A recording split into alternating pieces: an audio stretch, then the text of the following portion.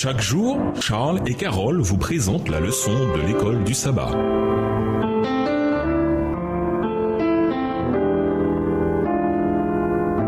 Bienvenue à votre émission Dieu nous parle. Nous voilà à la leçon de vendredi. Pour aller plus loin, la croix du calvaire défie et vaincra finalement toute puissance terrestre et infernale. La croix est le centre de toute influence. C'est le grand centre d'attraction, car sur elle, Christ a abandonné sa vie pour l'espèce humaine. Ce sacrifice a été offert pour restaurer l'homme à sa perfection originelle.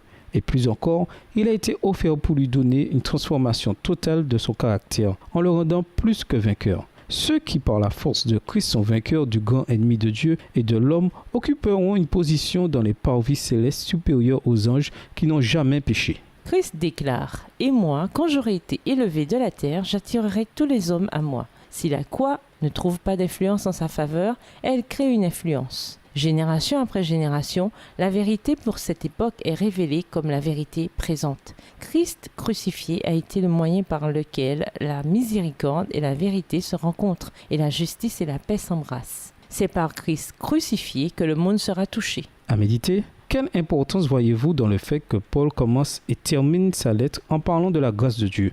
Comparez Galates 1 verset 3 et Galates 6 verset 18. À la lumière de la déclaration de Paul sur le fait d'avoir été crucifié pour le monde, Galates 6, verset 14, quel lien les chrétiens devraient-ils avoir avec le monde aujourd'hui?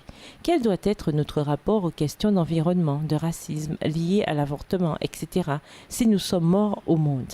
Comment savoir si l'on a expérimenté la nouvelle création dont parle Paul? Sur la base de ce que vous avez appris ce trimestre, comment résumeriez-vous les idées de Paul sur les thèmes suivants?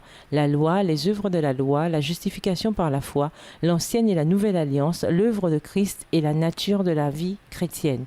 Résumé, la véritable religion ne consiste pas en un comportement extérieur seulement, mais en une condition du cœur. Quand le cœur est abandonné à Dieu, la vie de la personne reflète de plus en plus le caractère de Christ à mesure que sa foi grandit. Le cœur doit être soumis à Christ. Quand cela arrive, tout le reste suit. Pour conclure, à cause de la mort de Jésus sur la croix, voici ce que Paul recommanda aux Galates. Christ nous a libérés pour que nous soyons vraiment libres. Tenez bon, Galates 5, le verset 1. Cette libération ou liberté ne doit ni être prise à la légère ni servir de prétexte pour continuer de pécher.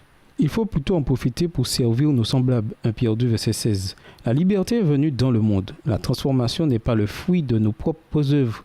Notre service envers le monde doit être l'œuvre de Dieu. À l'exemple de Jésus, permettons à Dieu de diriger notre vie quotidienne. Et souvenons-nous, nous ne pouvons nous vanter que de la croix de Jésus-Christ. Au revoir. Et à demain si Dieu veut.